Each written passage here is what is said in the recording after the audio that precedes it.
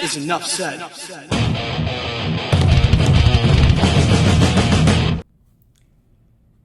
Am I dreaming? Is this real? Or are the Miami Heat actually 3-1 to start the 2025-26 NBA season?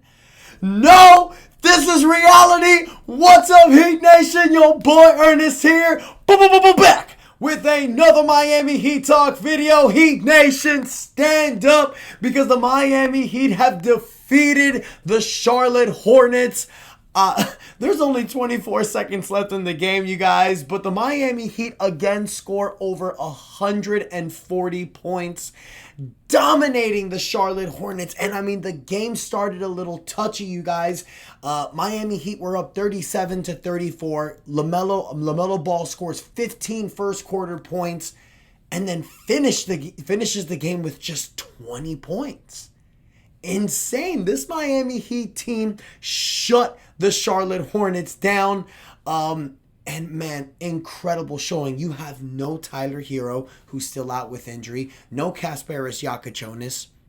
And then before the game, it's reported that Norman Powell is out for the game. And I'm thinking, man, can this Miami Heat team's offense still give that fire punch?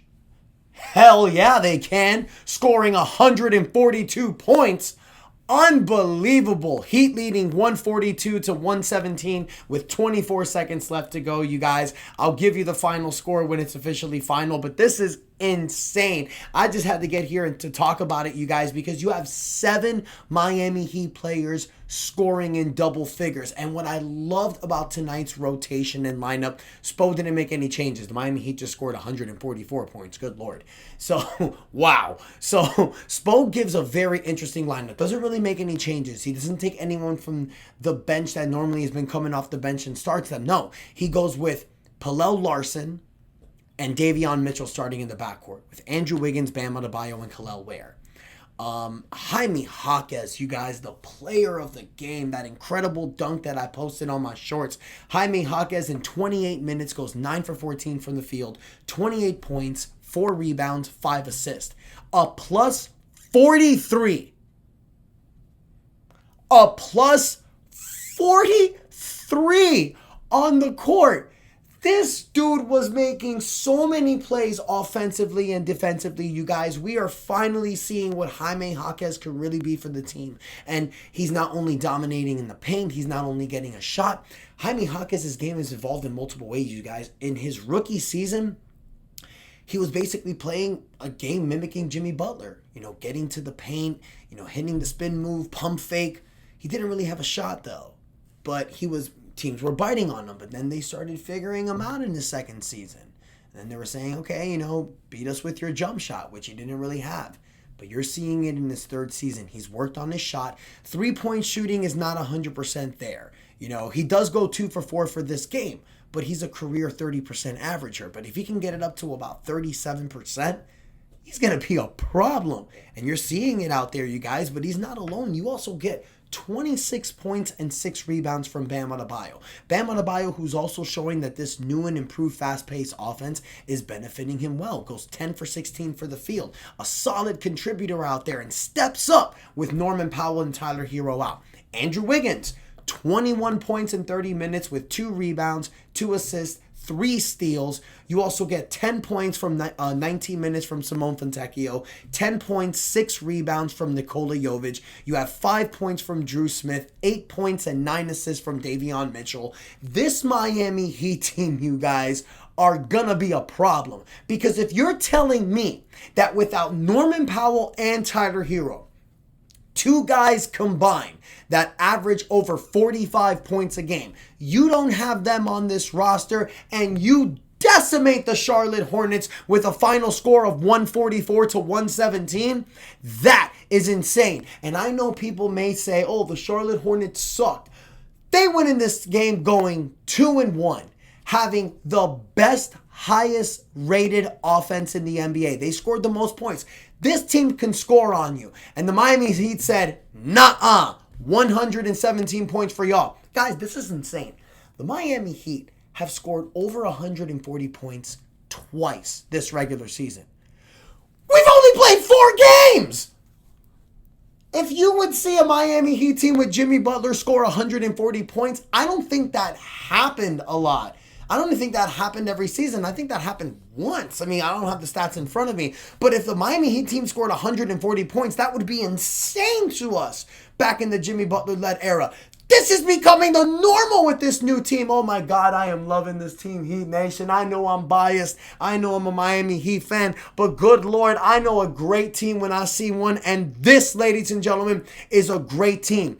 You have a team full of dogs who are unselfish. There is no drama. There is no petty crap. This is a team of players that want to do great, that want to win, that are buying into Spo's system, that are believing in themselves, that are confident. Oh my God.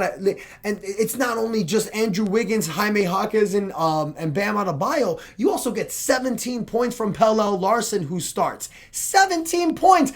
This dude barely played. He's only played 16 minutes in the first 3 games. One of those games had 8 minutes, 8 points. But my God, Pelle Larsson as a second-round pick is showing you that he fits this team like a glove, a perfect Heat culture-minded player. Now here's the biggest question. This is the Heat team that's 3-1 going against San Antonio on Thursday. San Antonio, who's 4-0, who has that unicorn Victor Wembanyama over there with a bunch of good-ass players. That's going to be a challenge, but we got Kel'el Ware, Wemby. So I think Kel'el Ware can be Victor Wembanyama's kryptonite. Let's see what happens. But getting back to something I want to talk about, you guys, because I posted a video about this earlier today, about the fact that, is this Miami Heat team going to be better or worse when Tyler Herro comes back? And I'm here saying, man, it's not a problem to have when you have a team that is top 5 rated in offense and you're getting a guy that averages 24 points a game and is a clutch player. I said it in my episode earlier today, but I think Tyler Herro is going to be amazing in this team because every game is not going to be like this. There's going to be games where you're down by 1, down by 2, tied game, less than 10 seconds left, and you need to give the ball to someone. And I will always say Tyler M-effing Herro. I'll also say Norman Powell as well. Maybe even Jaime Jaquez if it keeps doing like this. But Tyler Herro's got that clutch gene, man. He's got the ice in his veins, and I think that he would do really well on this team. But how's he going to fit?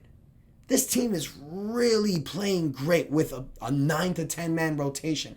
How do you fit Tyler there? Tyler's got to buy in. And I think I know how.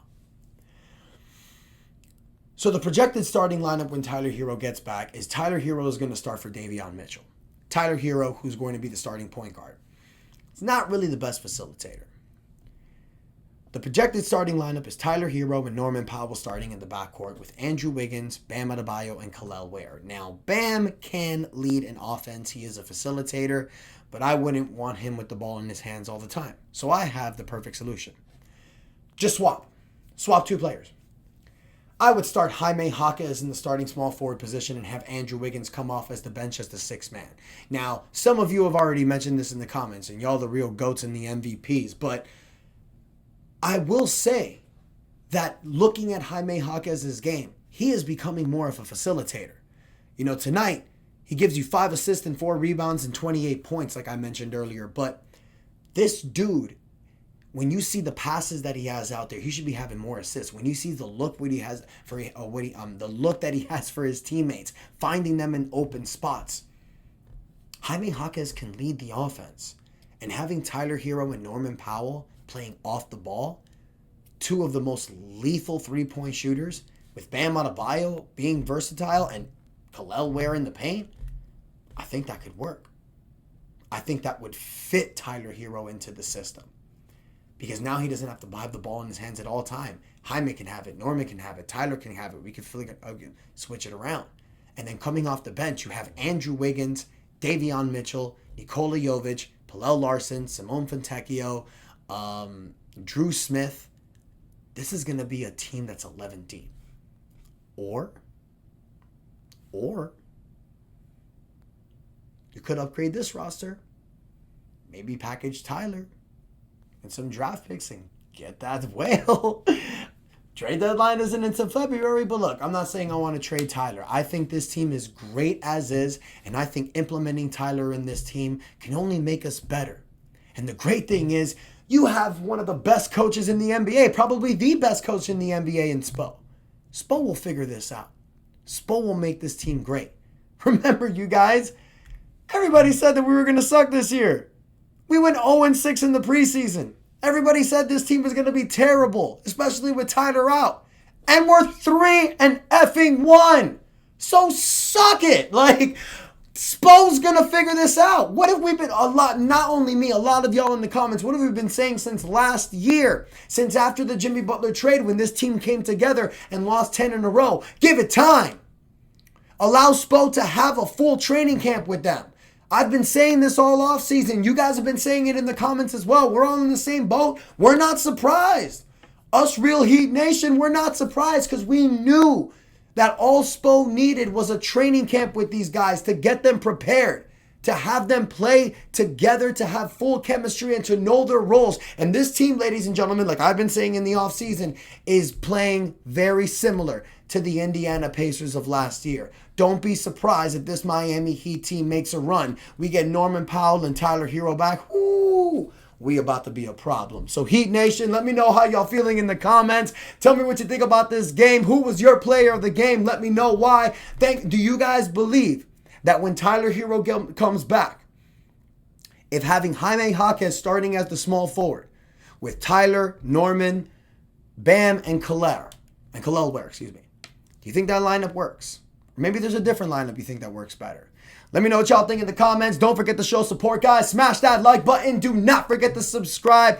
Thank y'all for the support. And until next time, your boy Ernest out. And that is enough said. Prestige worldwide. Yeah, buddy.